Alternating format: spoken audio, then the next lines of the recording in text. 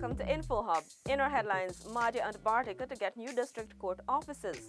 Protesting Wales cane harvesters not owed severance. And production of local fish feed soon to be realized. Stay tuned for the details of these and more. Daddy!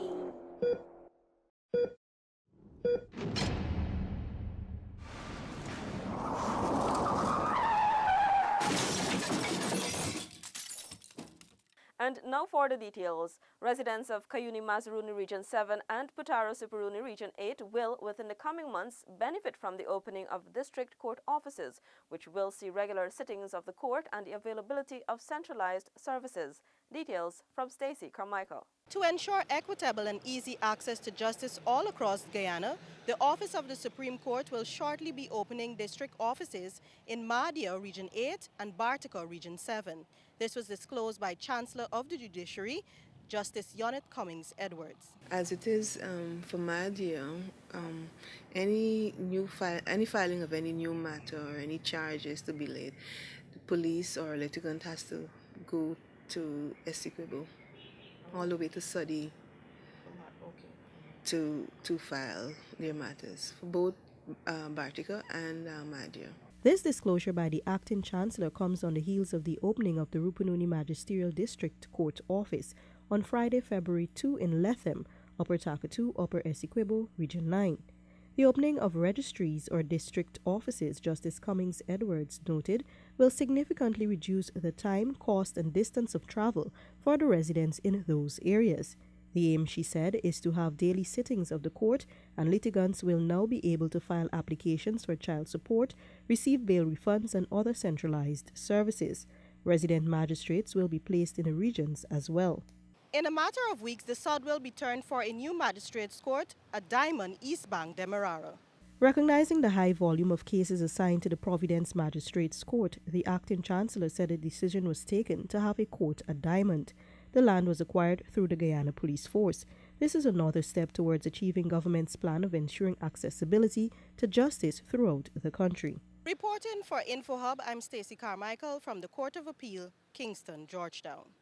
Following protest action by cane harvesters on Thursday last, acting CEO of Gaisuco, Paul Bim, says the Sugar Corporation does not owe severance to the protesting Wales harvesters. Here is that report. In an exclusive interview with the Department of Public Information following protest action by cane harvesters on Thursday last, in front of the Ministry of the Presidency and the High Court, the acting Chief Executive Officer says, Let's just get this right, all right? The workers who are demanding severance are the cane harvesters. It's about 374 of them.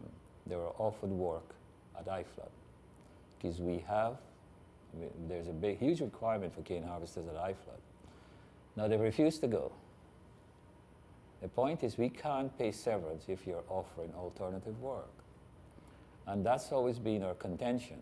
In addition, BIM says the union claims of insufficient work at the IFLOT estate is unfounded since there is capacity to utilize all available labor. Our bone of contention is that we require the workers at IFLOT. IFLOT has got a huge shortage of cane harvesters. We're still insisting that we need them to go.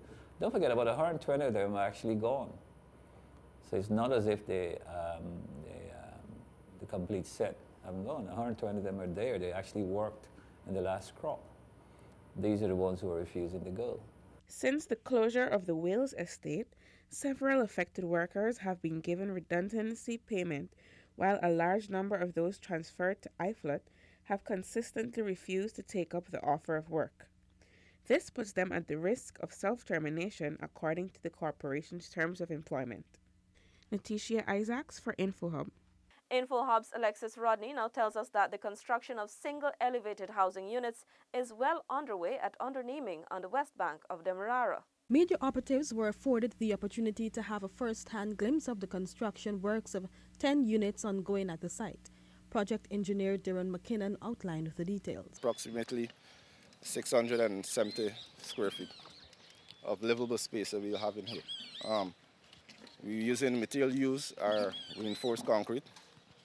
We're using some timber for the floor, and for the roof we're using our zinc material as such.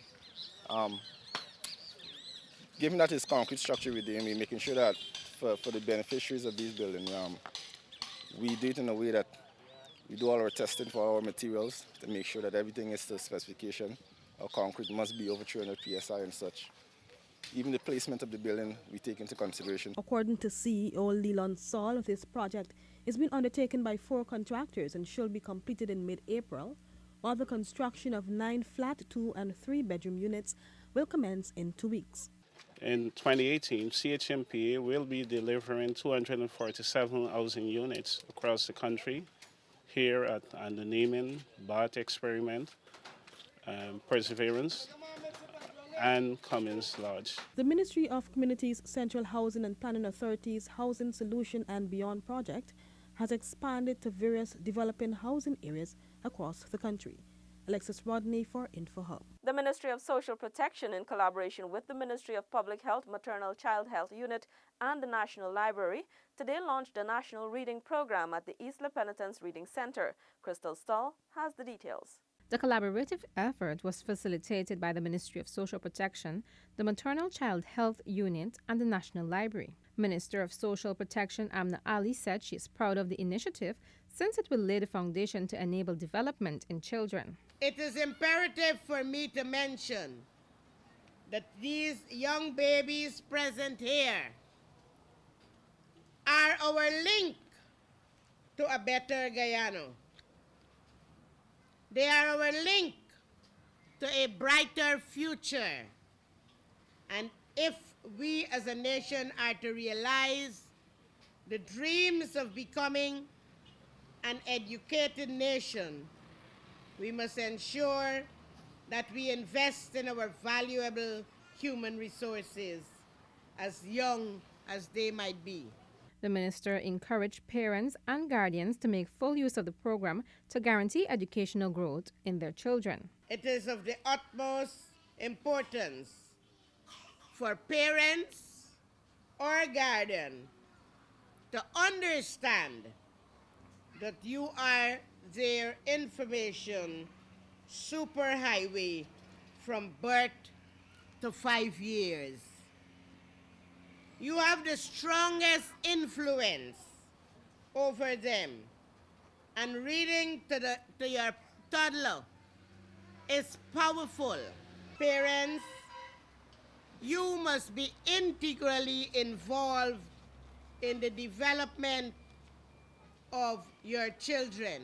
Crystal Stahl for InfoHub. Guyana could soon see the production of local fish feed with the acquisition of a feed machine by the Ministry of Agriculture's Fisheries Department. Stefan Gabriel brings us that report. Head of the Fisheries Department, Mr. Denzel Roberts, noted that the manufacture of local fish feed would allow for a reduction in the cost of importation. So what we did, we had applied this year. We requested our budget for a feed machine, which capable of producing 30 to 40 kilograms of feed per hour. So when it comes, we will try to develop feeds using local ingredients. If you could develop something specific to an area, it would be better than having to import. According to Roberts, with the cost of local feed production in the aquaculture sector being prohibitive, importation was viewed as a better option. Well, the feed is a very high cost input in aquaculture. It's about 70% of the cost of production total. They're all imported because nobody produces it here. Maybe because there's not much demand, and then the high cost. So currently it's imported from Trinidad. In 2017, with the assistance of a volunteer from the Japan International Cooperation Agency, the department was successful in producing fish food using local materials. So what we did last year, we had a volunteer from Japan, 6 months, and he assisted in producing some feed locally. This effort will aid in the government's drive to reduce costs of production and diversify agriculture in the hinterland regions. For InfoHub, Stefan Gabriel. In our final report, the Youth Department will be rolling out several programs geared towards boosting youth development in the country. Here again is Crystal Stull. Director of Youth Melissa Carmichael Haynes explained the department will be hosting several events, including a National Youth Week, Youth in Business Summit, youth debates, and job readiness programs, among others. All these activities were planned with young people in mind, and furthermore, we would have utilized the suggestions made by many organizations, youth groups. We would have utilized their suggestions. We would utilize the suggestions of the youth officers coming out of their regions and saying, well, this is what the young people are saying. We're utilizing those suggestions as well to put forward our program. She noted the 2018 youth programs are policy directive. It's just for the youth population of Guyana to know that billions of dollars being spent for their development. Programs are in place to cater for the unattached youths, those young people who aren't a part of any organization, who are just in their community and looking for an opportunity. We have programs that also cater for young people who are attached. The youth director said her team will also be conducting regional visits to youth groups to address their concerns and to implement programs that will contribute to their well-being. Crystal Stahl for InfoHub. Please be reminded to schedule an appointment for your annual eye examination. Routine visits to your optometrist can preserve your vision over the long term. Thanks for watching. Remember to connect with us 24/7 on our website and social media. Goodbye.